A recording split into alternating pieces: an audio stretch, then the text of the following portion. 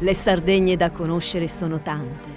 Quella dei saperi e delle antiche tradizioni perpetrate nei secoli e quella dei sapori genuini e del calore della sua gente.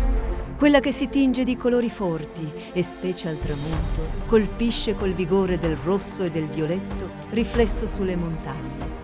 Quella lambita dal mare che infuria sulle scogliere.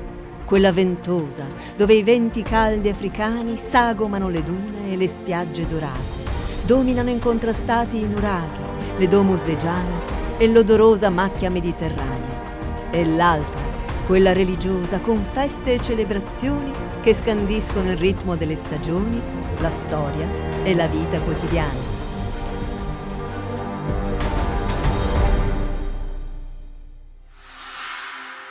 Un itinerario spirituale che deve cominciare da Luogo Santo, nel cuore della Gallura, meta di pellegrinaggi per la presenza della Porta Santa, aperta ogni 7 anni a bimemorabili.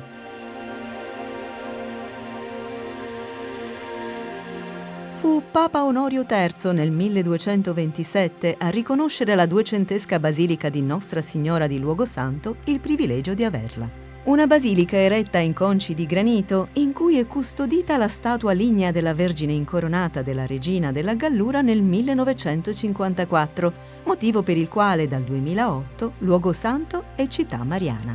Il nome Locu Santu deriva dal fatto che vicino all'abitato hanno vissuto 2 santi anacoreti, Nicola e Trano. A quest'ultimo è dedicata una delle tante chiese campestri vicine al paese, centri di antica devozione popolare. Nel centro orientale dell'isola si incontra Galtellì, piccolo borgo della baronia ai piedi del panoramico Monte Tuttavista, reso celebre dal romanzo Canne al vento del Nobel Grazia Deledda. I festeggiamenti del 2012 per il 400° anniversario del Los Milagros del Cristo celebrano il profondo attaccamento dei baroniesi alle tradizioni religiose, come mostrano le chiese e le cappelle in onore dei santi e il culto ultrasecolare per l'immagine miracolosa del crocefisso, a cui è dedicata la parrocchia. Dorgali, sulla costa orientale, ha dato i natali alla beata Maria Gabriella Sagheddu, definita da Giovanni Paolo II durante l'omelia della beatificazione il 25 gennaio 1993, un segno dei tempi e un modello di quell'ecumenismo spirituale che ci ha indicato il Concilio Vaticano II. La casa dove visse, nel centro storico del paese, è visitabile grazie all'instancabile lavoro delle volontarie, liete di illustrare la vita della suora trappista. Sono le monache benedettine del monastero Mater Humanitas per l'unità della Chiesa, a tramandare il culto per la Beata e per i valori per i quali ha offerto la sua giovane vita. Tra le bellezze del Nuorese, alle pendici del Gennargentu, si trova Orgosolo, indecifrabile e misteriosa per il viaggiatore frettoloso, ma ricca e suggestiva per chi la rispetta e si fa condurre dal cuore. Qui è nata nel 1919 la giovane Antonia Mesina, proclamata beata nel 1987. La formazione ricevuta nell'azione cattolica e supportata dalla sua profonda fede motivò la martire che all'età di 16 anni difese la propria castità fino alla morte. Il corpo riposa nella cripta della chiesa di San Salvatore, in un sarcofago dalle linee essenziali con l'immagine della giovane donna in costume sardo. Il suo volto è cinto da suli onzu, il copricapo tipico del costume, tuttora realizzato con telaio a mano in un laboratorio didattico di Orgosolo.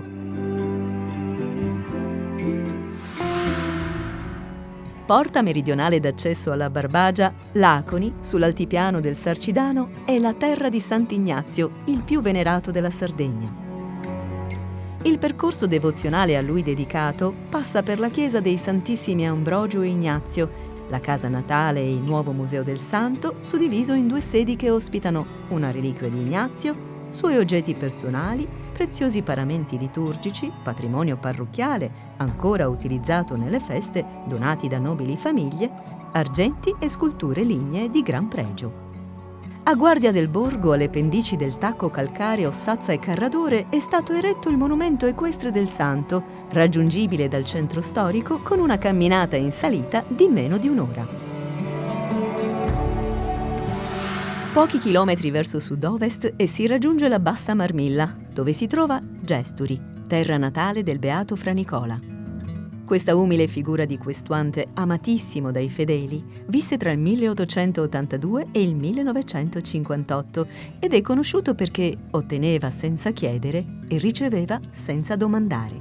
L'itinerario religioso all'interno del centro storico parte dalla chiesa intitolata a Santa Teresa d'Avila, passa per la casa natale del Beato, in cui visse fino all'età di 13 anni, tocca la chiesa di Santa Maria Egiziaca, detta anche del Sepolcro, sede della Confraternita dei Neri, così chiamati per l'abito e il cappuccio neri, che cura i riti della Settimana Santa, la chiesa della Madonna del Rosario e cimitero di San Sebastiano, in cui ha sede la Confraternita dei Bianchi, che portano una mantella nera su abito e cappuccio bianchi.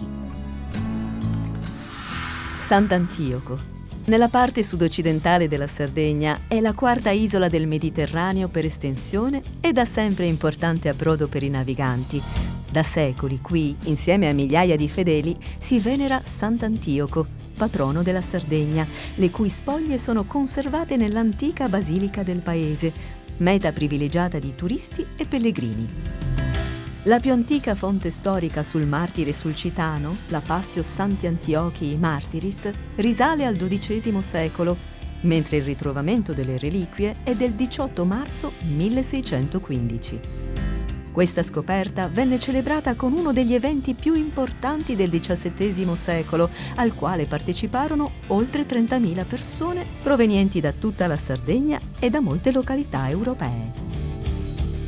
La Festa Manna, tra le più sentite già dal Medioevo, viene celebrata 15 giorni dopo la Pasqua ed è seguita da alcuni momenti significativi: la dedicazione della chiesa a Sant'Antioco il 1 agosto e il Dies Natalis il 13 novembre.